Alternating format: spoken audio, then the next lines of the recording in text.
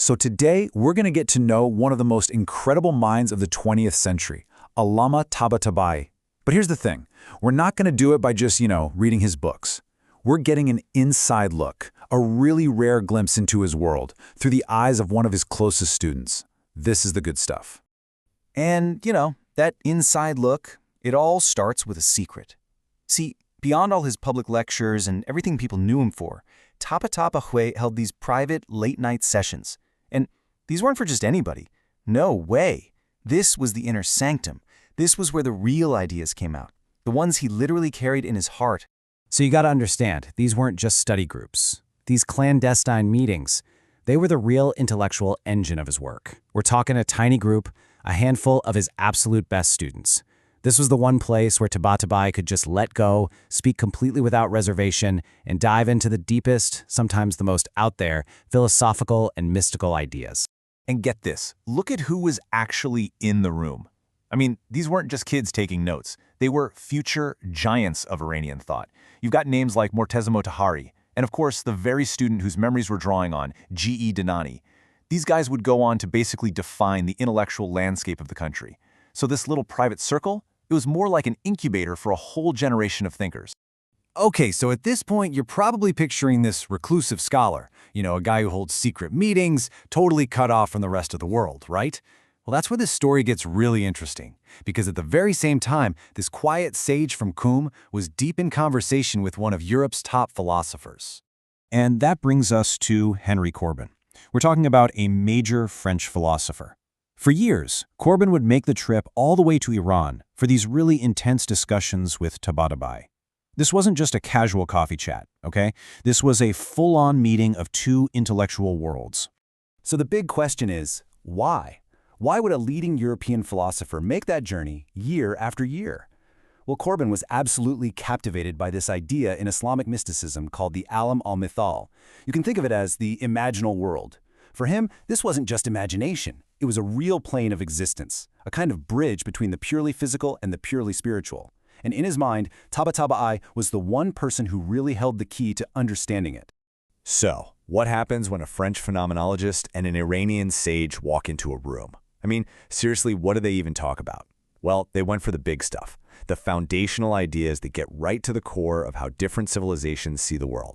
For example, take the whole idea of sin.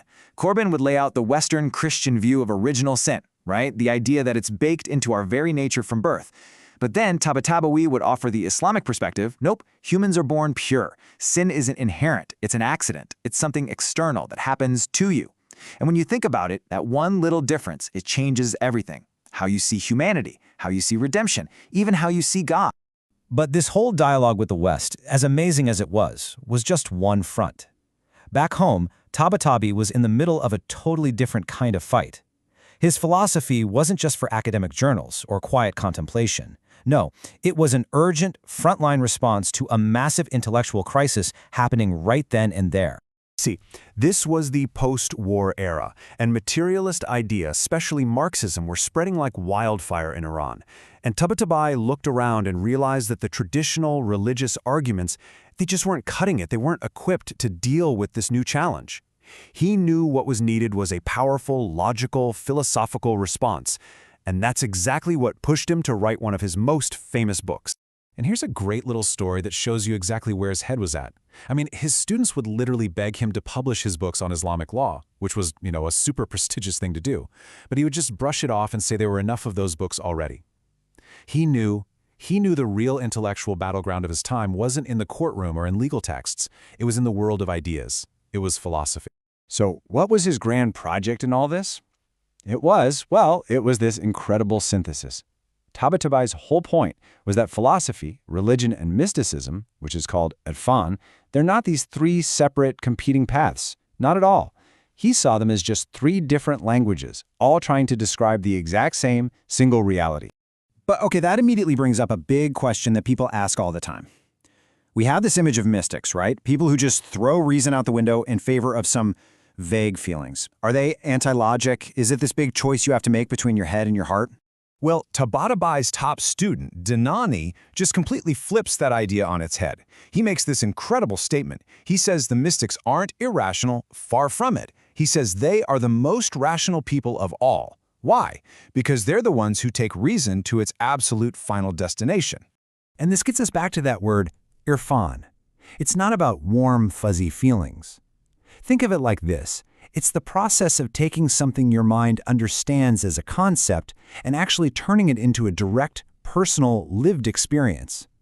So the mystic's journey isn't about escaping the intellect. It's the intellect's greatest adventure. Okay, let's break it down. Think of reason as having different levels or stages. First, you've got your everyday, practical reason, for paying bills, for politics, for getting through the day. Then you go up a level to philosophical reason. That's where you contemplate the big questions about existence. But the mystics, they push it to a third stage, transcendent reason. And this is where it gets wild. This is when logic gets so focused, so laser sharp on the ultimate truth that it gets drunk with love. And that's what leads to this direct, intuitive insight. So it's not throwing reason away, it's reason catching fire. Okay, so what's the linchpin? What's the one thing that holds this entire system together? The bridge that connects philosophy, religion, and mysticism? It all comes down to one single powerful foundational idea. And that concept is the insan kamil, which translates to the perfect human. Now, for Tabataba, this isn't just some nice theoretical idea. No, it's an existential necessity. He's talking about a real person who has managed to fully activate the divine potential that's sleeping inside the rest of us. They become a living, breathing bridge between heaven and earth. And that is why this is so critical to his whole worldview. Because the very idea of prophets and saints, the whole concept of spiritual authority or wilayat, it's all built on this foundation. From this perspective, a prophet isn't just some guy delivering a message. They are a perfect human. Their very existence is like a spiritual axis that the whole world revolves around. I mean, to put it really bluntly, for Tabataba and his circle, if there wasn't at least one of these perfect humans on Earth at all times, the entire universe would be pointless, aborted, void. The perfect man is the very justification for creation itself. They are the living proof that the whole human project is not a failure. So in the end, after all of that, this towering philosopher, this master of logic, this deep interpreter of scripture, he summed up his entire life's work in a poem. For him, everything, reason, faith, worship, it all melted together into one single reality, an intoxicated, all-consuming love for the divine. And that kind of leaves us with a final thought. Maybe the ultimate question isn't just about what we believe, but about what we love, and just how far we're willing to let our own reason travel in pursuit of it.